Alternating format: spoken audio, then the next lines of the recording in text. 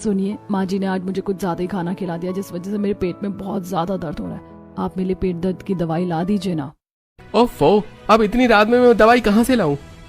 अब मुझे बहुत नींद आ रही है। अगर तुम्हें दवाई चाहिए तो तुम जाकर भाभी के कमरे से दवाई ले लो। अगर उनके पास दवाई होगी तो वो तुम्हें दवाई दे देंगी। ठीक है, मैं उनसे ही दवाई ले लेती हूँ।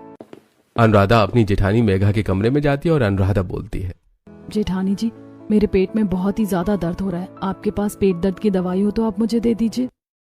मेघा उनसे कुछ नहीं बोलती और अपनी डोर की तरफ इशारे से उसे दवाई लेने के लिए कह देती है। अनुराधा भी चुपचाप ड्रॉर खोलती है, वहां से दवाई लेती है और अपने कमरे में चली जाती है और अपने मन में सोचती है, अरे मेरी जेठानी कितनी घमंडी है, मुझसे अच्छे से बात भी नहीं करती।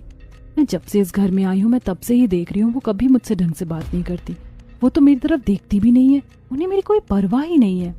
अगले दिन सुबह मेघा हॉल में बैठकर मैगजीन पढ़ रही होती है। तभी एक नौकर चाय लेकर आता है। तभी मेघा उसे डांटते हुए कहती है, अरे दूर हटो, इतने नजदीक आने की कोई जरूरत नहीं है। चाय बन गई ना, यहाँ पर रखो और यहाँ से निकलो। पता नहीं कहाँ से आ जाते हैं।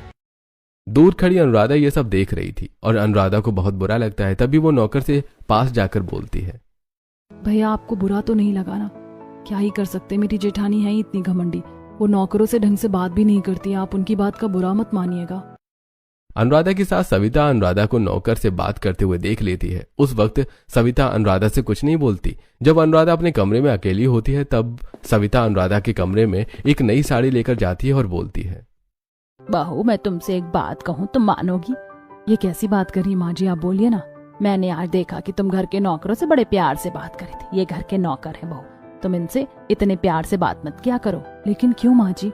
क्योंकि अगर तुम्हें नौकरों से प्यार से बात करोगी ना तो ये हमारे सर पर चढ़ जाएंगे और हमारी इज्जत भी नहीं करेंगे, हमारी कोई बात नहीं मानेंगे। नौकर और मालिक के बीच में जो फर्क होता है ना वो खत्म हो जाएगा। हाँ माँ जी, मैंने तो ये चीज सोची ही नहीं थी, आप सही कह रही है। मैं आगे से ध्यान रखूंगी, आज के बाद मैं नौकरों से बात भी नहीं करूंगी।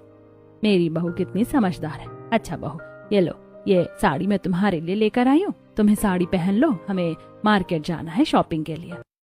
अनुराधा साड़ी को देखती है। साड़ी बहुत लंबी होती है। अनुराधा सोच में पड़ जाती है और अपनी सास से बोलती है, माँ जी साड़ी तो बहुत ज्यादा लंबी है। हाँ बहू, ये साड़ी तो लंबी है और तुम्हें यही साड़ी पहननी ताकि तुम्हारा पूरा शरीर ढका रहे। पर ऐसा क्यों माँ जी? ये सब मैं तुम्हें बाद में समझाऊं। अभी तुम जल्दी से साड़ी पहनकर नीचे आओ, हमें जल्दी से शॉपिंग के लिए निकलना है। सविता अनुराधा को साड़ी देकर वहां से चली जाती है। थोड़ी देर बाद अनुराधा साड़ी पहनकर नीचे आती है। साड़ी में अनुराधा का हल्का सा पेट दिख रहा था। तभी अनुराधा के ससुर ओम प्रकाश बोलते हैं, अरे बहू, ये कैसी साड़ी पहनकर आई हो तुम? इसमें तो तुम्हारे पूरे हाथ और कमर साफ झलक रहा है। तभी उसकी नंद इशिता भी बोलती है, लगता है भाभी मम्मी ने